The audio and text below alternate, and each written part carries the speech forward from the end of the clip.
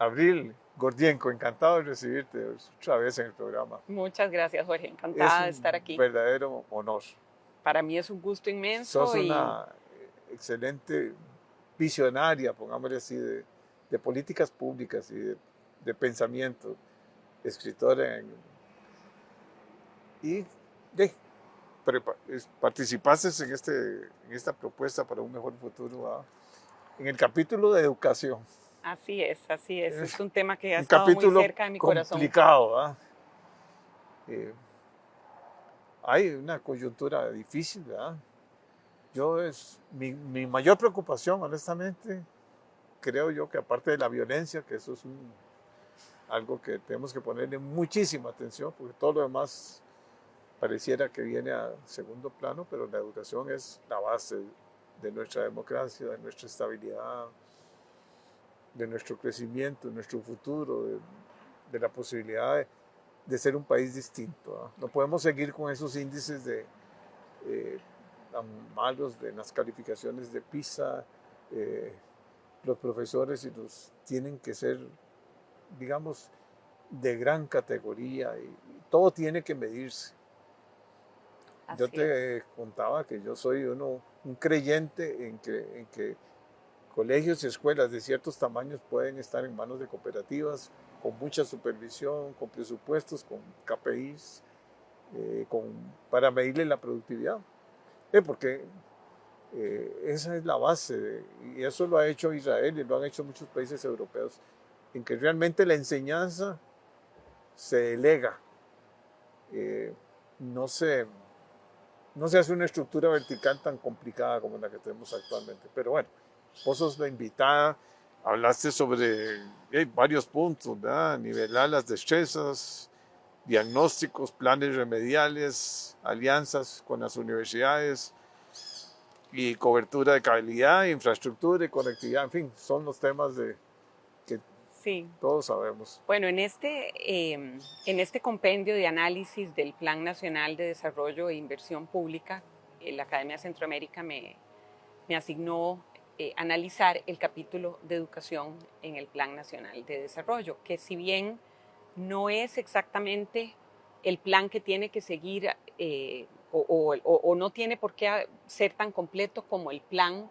específico del Ministerio de Educación, sí, claro que tiene que haber una total coordinación entre lo que propone el Plan Nacional de Desarrollo, que es la visión de una administración en los 4 años que va a estar en el gobierno y también es importante que se prevean planes de más largo plazo, ¿verdad? Políticas de Estado, no solo de gobierno.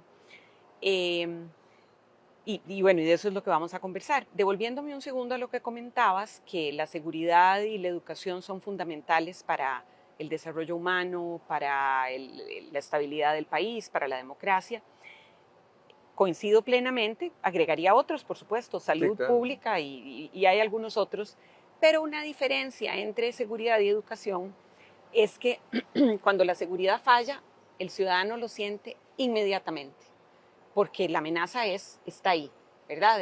Ya a todo el mundo le han robado un celular, o se le han metido a la casa, o le han robado el carro, o un tiroteo cerca. O sea, la seguridad es algo que lo sentimos en la piel inmediatamente.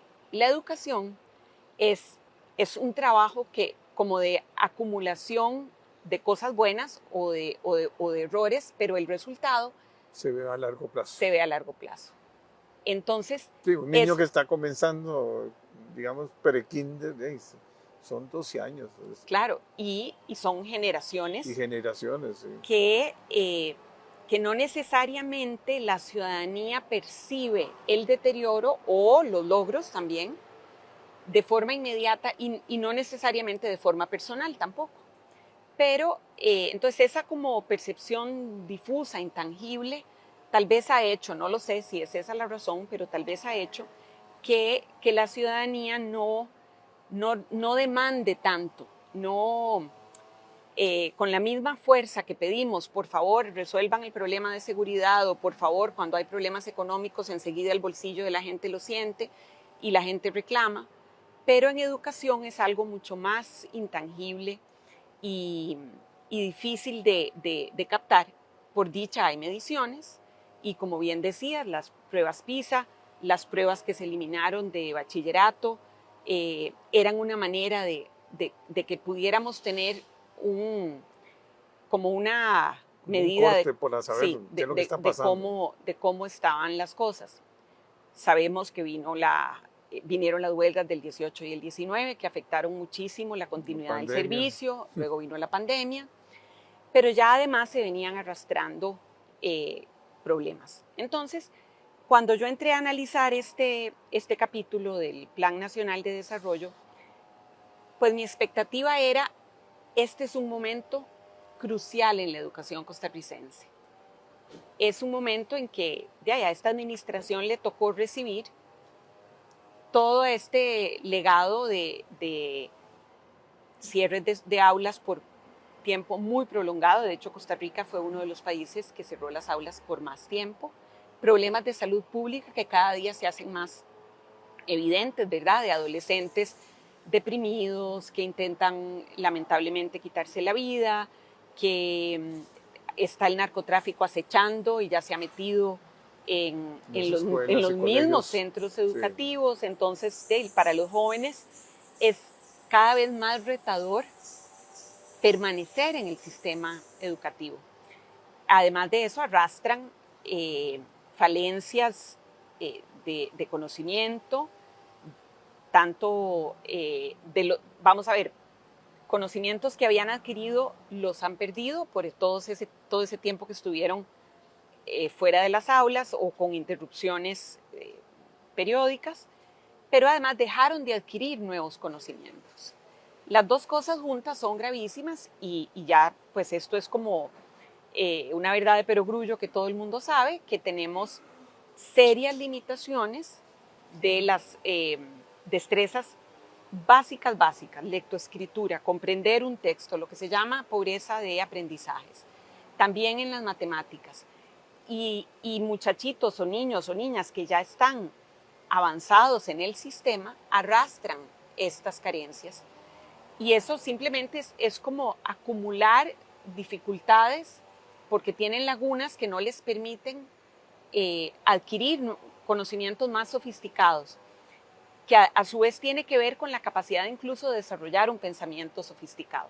Pero bueno, entonces yo esperaba que este plan abordara de entrada lo fundamental, que era un plan remedial para atender todos estos rezagos y pérdidas de conocimiento de los 4 años anteriores.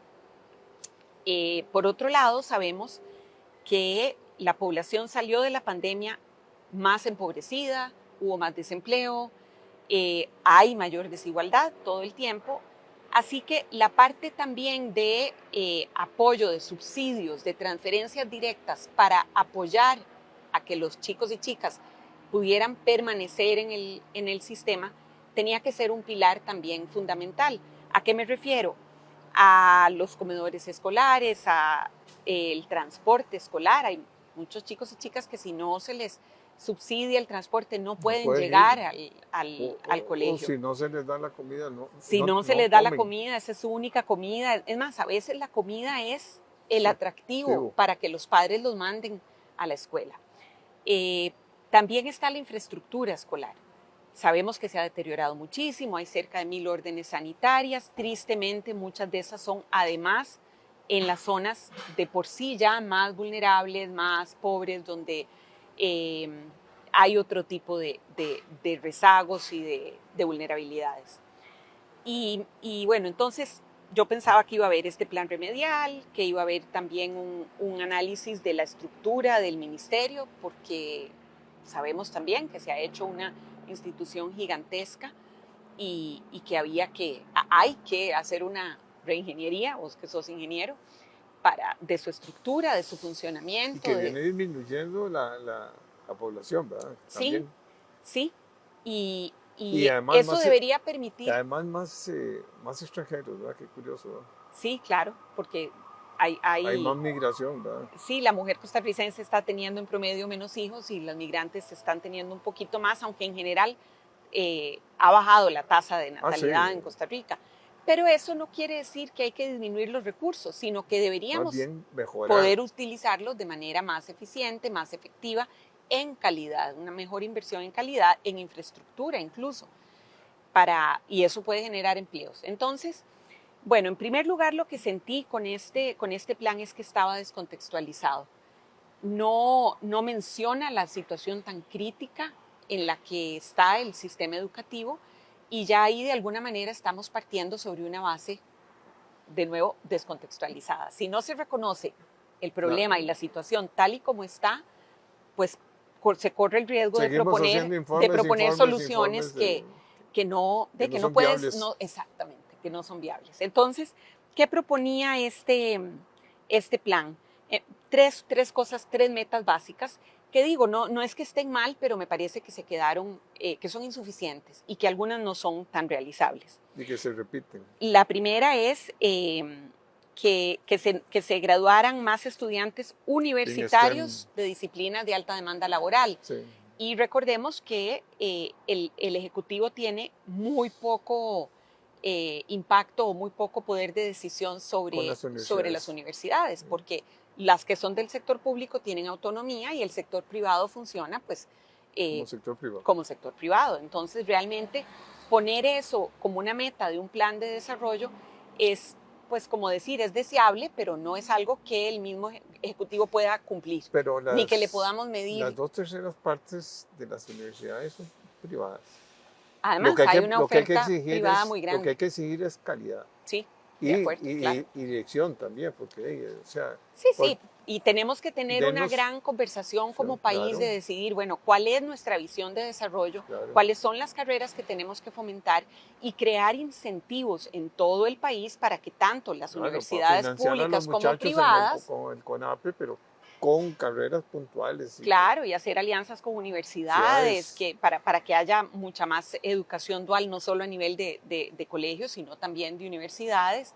En fin, pero esa conversación nacional no se ha construido, no se ha creado para que haya una especie de colaboración entre instituciones privadas, pero es que tenés públicas. Que hacer una política pública de largo plazo. Exacto. Donde está metido el INA, donde están metidos las universidades, donde están metidos los colegios, donde están metidos todos. Así es, pero que también tiene que ser intersectorial porque, de nuevo, si hay mucha inseguridad, hay muchachitos que no van a poder llegar ni siquiera a ir a estudiar porque los asaltan en el camino. Si la infraestructura de las escuelas está mal, tampoco van a poder ir. Si no resolvemos los problemas de salud pública o de nutrición básica, tampoco, ¿verdad? Entonces, pero eso es un gran debate.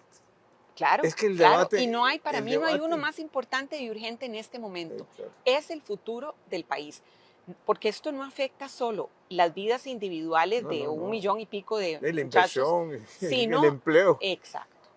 Nos va a afectar en términos de empleo, en términos de calidad de los futuros gobernantes que tengamos, del futuro elector, de los futuros votantes.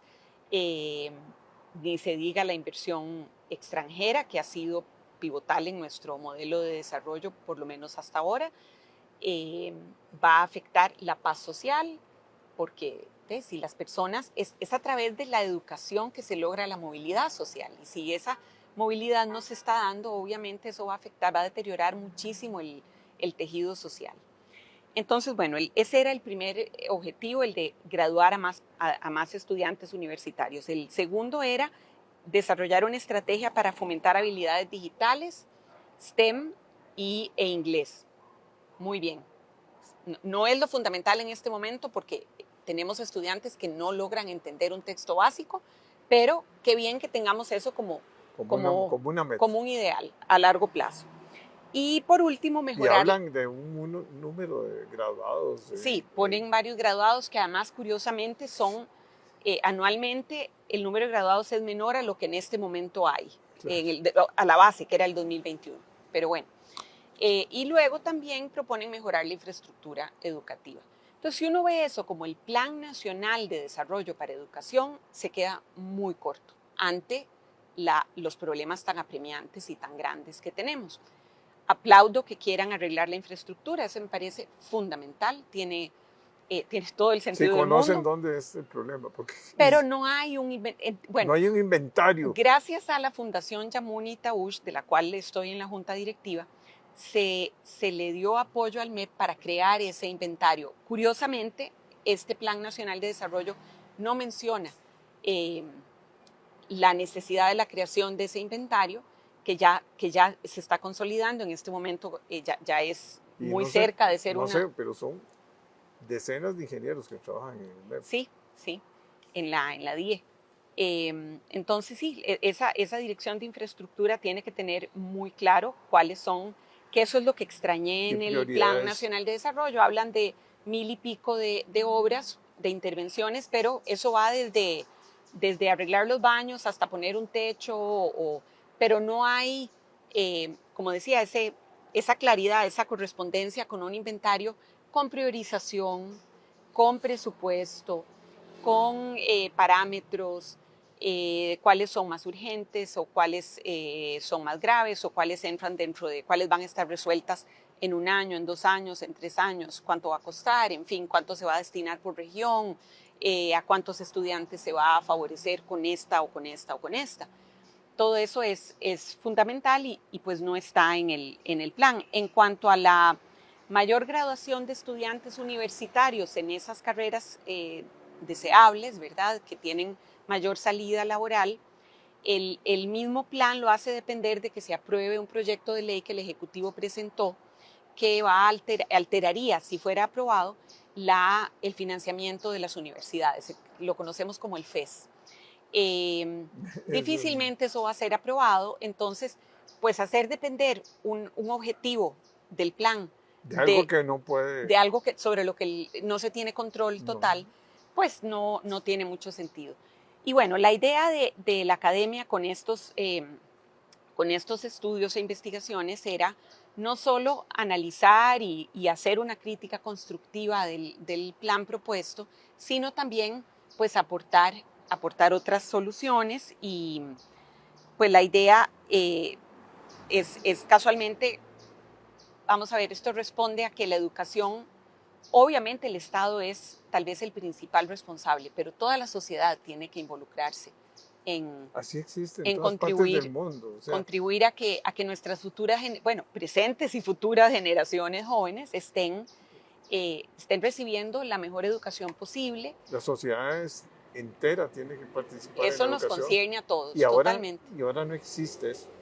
O sea, el consejo, digamos, yo me acuerdo, bueno, antes había ese consejo de padres de familia y participaban y Sí, había pues yo creo que siguen existiendo, pero pero de ya no alguna tienen, manera, no sé si vamos a ver, si son, cuanto más pobre es una familia, más debilitado su propio tejido interno, si están sin trabajo, si están con trabajos precarios, sí, si son todo. madres solas, jefas de hogar, tratando de sacar adelante a sus hijos, si viven en zonas violentas, son familias las que mayormente utilizan el sistema educativo público, están quebradas ¿verdad?, en su capacidad de demanda y de participación y de involucrarse más. Yo recuerdo que me llamó mucho la atención cuando hubo la huelga aquella tan prolongada del 2018, hasta escribí un artículo que se llamaba ¿Dónde están los padres de familia? ¿Por qué no están reclamando? ¿Por qué no van a hacer un piquete frente a la casa del director para pedirle que abra la escuela, que sus hijos tienen que ir a la escuela, que las mamás no pueden ir a trabajar porque no tienen quien les cuide a los hijos? En fin, están perdiendo aprendizajes, etcétera. Y yo creo que es porque de alguna manera han perdido la fortaleza para demandar un derecho tan fundamental como es la educación de sus hijos, porque están sobreviviendo. Y entonces sí, todavía existen las asociaciones de padres de familia y las juntas y comités de padres que apoyan, pero su voz está debilitada porque están pasándola difícil. Y nos toca a otros sectores de la población velar, Subsidiar, claro, ayudar, apoyar, dar ideas, contribuir, que mira, el sector privado adopte yo, escuelas y les yo ayude pongo a el salir ejemplo que yo vivo adelante. en Los Reyes, una comunidad bonita, Y a la par hay un colegio y hay una escuela, pero ninguno de los que vivimos ahí, hay 300 casas, están participando en los problemas puntuales de educación. Y hay Y debieran de maneras, haber, claro. o sea, alianzas públicas, fundaciones, en fin. Por eso es que yo no creo en esas estructuras verticales tan complicadas y Sí, el Ministerio de Educación Pública es, es enorme, es una es institución de demasiado. las más Son grandes 90.000 de empleados, perdón. Centroamérica, sí. Esta es la Es, más grande de Centroamérica, pero sí, se pierden ahí los escritorios y los papeles y la burocracia. sí. Sí, entonces, bueno, dentro de las propuestas precisamente es que habría que, bueno, por un lado, hacer una revisión del marco legal de la Ley General de Educación. Es una ley antigua, tiene muchos años, y si hay un área que ha evolucionado y ha cambiado mucho, Es la precisamente es educación. la educación. Entonces hay que actualizar la legislación. Comenzando con el Consejo Superior. Sí, sí, yo creo que el Consejo Superior de Educación debería ser un ente tal vez más técnico y menos político. Y luego las juntas de educación también es importante repensarlas y ayudarles a crear estas alianzas de las que hablabas, porque manejan presupuestos importantes y no siempre tienen las capacidades necesarias para usar esos presupuestos de la manera más estratégica y usar esos recursos de una manera que realmente apoye al desarrollo de sus centros educativos. Luego, sí creo que hay que replantear la estructura administrativa del MEP, hacerla más sencilla, hacerla más eficiente, hay que desconcentrarla un poco, hay que dar a los, yo creo que que la gestión del centro educativo es un gran indicador de la, vamos a ver, que la calidad de la educación en un centro educativo depende Dependen en gran parte partes. de cómo es la gestión. Entonces, hay que capacitar, empoderar, pero también medir lo que están haciendo los directores y directoras de los centros educativos. No, para todo hay que medir. Hay que darles apoyo para que desarrollen una mejor capacidad de gestión, darles más autonomía, pero también hay que medirlos, ¿verdad? Hemos hablado mucho de medir el desempeño de los maestros, que creo que es muy necesario. Casi cualquier profesional lo miden, le miden el desempeño en el ejercicio de su trabajo, con mayor razón a los docentes. Pero también a los directores hay que medirles lo que están haciendo, porque su papel es central. Luego, otro elemento fundamental es el expediente estudiantil. Eso se empezó a crear desde hace 20 años, nació de una fundación que se lo terminó donando al MEP, y ahora pues se han ido creando, el MEP ha ido creando diferentes plataformas de información, algunas para la gestión de la información interna del ministerio, pero también para digamos, universalización total del expediente estudiantil, pero está incompleto.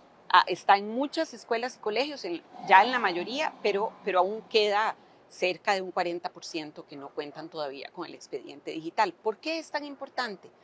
Porque el expediente digital estudiantil es una herramienta para Saber combatir cuáles la son las pobreza y necesidades, para claro. fomentar el desarrollo, porque ahí estamos sabiendo si el chiquillo falta mucho a clases, si ha tenido muchos cambios de centros educativos, si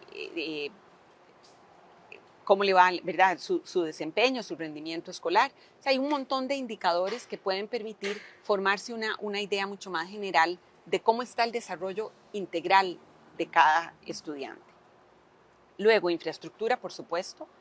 Como decíamos, hay que, si este inventario que donó digamos, los recursos para crear este inventario que donó la Fundación Yamuni ya son una realidad, bueno, entonces comencemos a crear un plan de infraestructura que priorice, que determine cuáles son las necesidades urgentes y que lleve los recursos de manera planificada y de nuevo con evaluación, con seguimiento, con parámetros, con un calendario de obras, o sea, con un cronograma que prevea prioridades y recursos.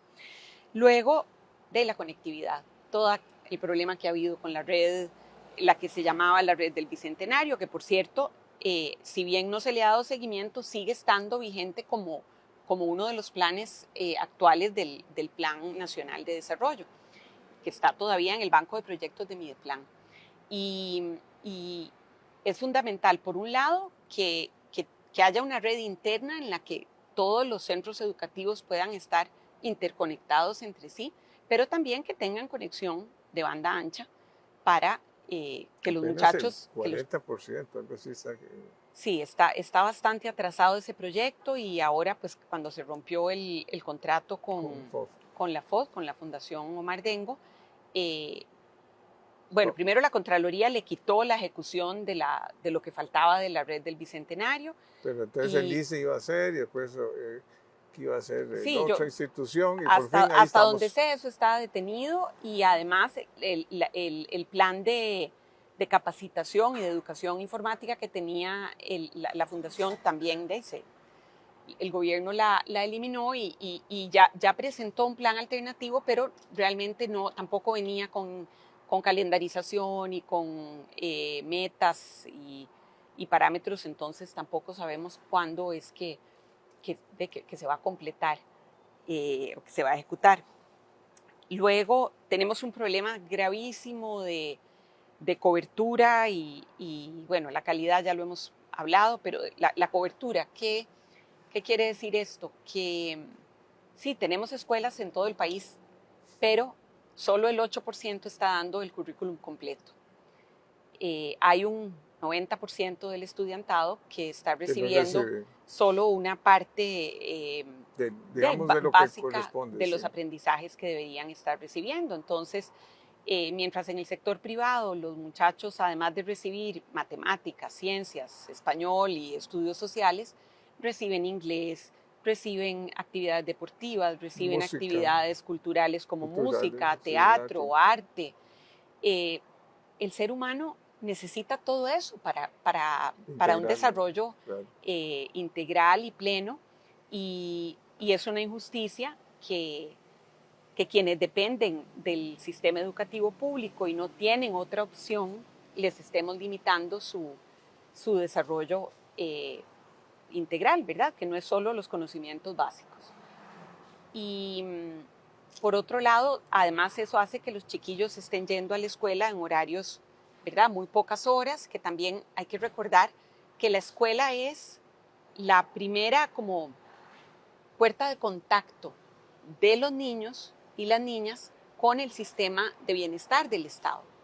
Las maestras son las que se pueden dar cuenta, principalmente si un chiquillo está bien de salud, si tiene problemas digamos, de relación con sus pares, si hay una situación de violencia en su hogar. Si están en drogas.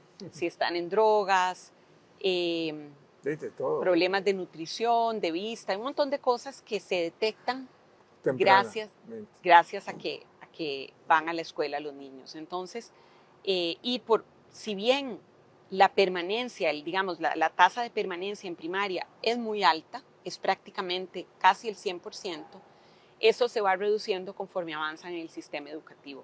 Un primer quiebre está cuando pasan de escuela primaria a secundaria, y parte del problema es que la permanencia o la exclusión o su contrario, que es la exclusión, se mide año con año, pero no estamos midiendo el ciclo completo, no estamos midiendo si una cohorte que entró a primer grado, cuánto de este 100% se graduó de quinto año, sino que se ve año por año. Y ahí estamos perdiendo un montón de información importante. Lo peor es cuántos pueden entrar a una institución superior, ¿verdad? Eso es otro ya. Sí, ya sabemos que la cobertura en cuarto y quinto año ya es como menos del 50%. Y de esos que sí se gradúan de colegio, ¿cuántos entran a universidad? También es menor. Así que el esfuerzo que hay que hacer, incluso, bueno, sabemos que empieza desde preescolar, que es fundamental, y por dicha ya el sistema de preescolar es obligatorio y se le ha dado énfasis, pero tenemos carencias, de nuevo, las de infraestructura que hablábamos, pero también bibliotecas, por ejemplo. No es solo que si hay internet y hay computadoras, que por supuesto que en esta época son fundamentales. Pero el acceso a un libro, que un chiquito pueda tocar un libro, pasar sus páginas y aprender a leer con libros. Ya están volviendo muchos países que se fueron a la parte que querían digitalizar digital, todo, han entendido que la educación, vamos a ver, que el aprendizaje se consolida mucho mejor en Japón cuando se escribe a mano. A leer un libro semanal. Increíble. Cuando se escribe a mano y cuando se lee en papel, el nivel de concentración y de aprendizaje es mucho más alto. Pero tenemos creo que es como un 85% de escuelas no tienen una biblioteca. Sí. Y esos niños en sus casas difícilmente encuentran libros tampoco. Entonces estamos hablando de que nuestro sistema tiene carencias básicas. Repasando un poquito como qué es lo que considero yo que es fundamental. Un plan remedial para recuperar aprendizajes. Ya este año se hicieron pruebas estandarizadas, pruebas para medir cómo está el conocimiento. Hay que contrastar esos resultados con los niveles de aprendizaje esperados para los niveles de cada estudiante, para la etapa en la que está cada estudiante, para así poder implementar ese plan remedial que urge. Y para poder implementarlo, yo creo que el MEP ahí tiene que pedirle ayuda a las universidades públicas y privadas, al sector privado, a empresas, a gente que quiera prestar horas de voluntariado para tutorías, para lo que antes llamaban clases de recuperación, maestros que estén pensionados que quieran contribuir, porque recuperar los aprendizajes es fundamental y el MEP solo difícilmente lo va a lograr. Luego, acceso... Lógicamente el MEP tiene que hacer apertura, ¿no? Claro, sí, porque claro. Si el MEP tiene que comprender esa resistencia, mire, el problema de educación es mío. No, el problema de educación es nacional. De toda la sociedad. Y tenemos que aceptar que estamos en crisis, o sea, que estamos en una mala situación, porque nada hacemos con sacar informes de la educación todos los años que saca la Universidad de Costa Rica. Sí, el estado de la educación es una herramienta fundamental que da una serie de datos y de información y de recomendaciones muy valiosas. Pero ahora es el momento para de acción. Es que el problema es, nos quedamos en los diagnósticos. Y todos tienen soluciones, pero nadie hay que aplicarlas. Para eso, todo ese esfuerzo que se está haciendo debe aprovecharse. Tenemos que mejorar equidad. ¿Qué quiere decir eso? Que por dicha los diputados salvaron el presupuesto para subsidios de transporte, de alimentación, como hablábamos, de becas. Las becas son fundamentales para que muchos estudiantes puedan permanecer. Luego, crear estas alianzas público-privadas, cobertura, calidad, lo que hablábamos, qué dicha que ya se volvieron a poner las pruebas estandarizadas, necesitamos evaluar a los profesores, necesitamos ya implementar la prueba de idoneidad para los nuevos maestros que se contraten. Eso ya está por ley, hay que reglamentarlo y hay que aplicarlo. Hay que aplicar ya esos exámenes tiene más de 2 años, de idoneidad. ¿No? Sí, ya tiene más de 2 años. Mejorar la infraestructura, mejorar la conectividad y hacer una intervención, digamos, a la estructura y a la gestión de la información del ministerio y al marco legal. Al marco legal de la Ley Fundamental de Educación. Hay que hacer una reingeniería de toda nuestra educación. Sí. Bueno, Abril, yo creo que aquí podemos hablar todo el día, pero es un gran trabajo y es que nos pongamos a trabajar. O sea, yo creo mucho en las fundaciones y en las cooperativas y en las asociaciones público-privadas. O sea, las municipalidades tienen que jugar un papel importante, ¿verdad? Los gobiernos locales no pueden dejar eso. Eso está en manos del Ministerio de Educación. No, el problema es de ahí, la comunidad. Totalmente.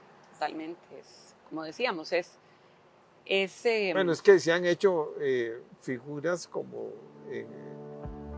digamos, para manejar el agua y para manejar un montón de cosas.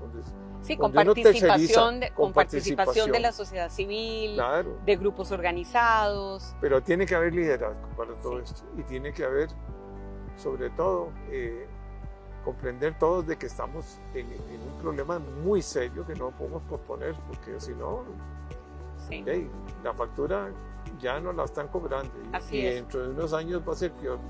Por dicha, bueno, Y cualquier con cambio esto- que hagamos requerirá muchos años para ver resultados. Exactamente, lo que hablábamos al principio, para que la gente lo sienta directamente, ¿verdad? Pero bueno, por dicha, con programas como este contribuís tanto a formar opinión y a crear conciencia de que pocas cosas son tan estratégicas y tan apremiantes como mejorar la calidad de la educación. Bueno, muchas gracias. Gracias.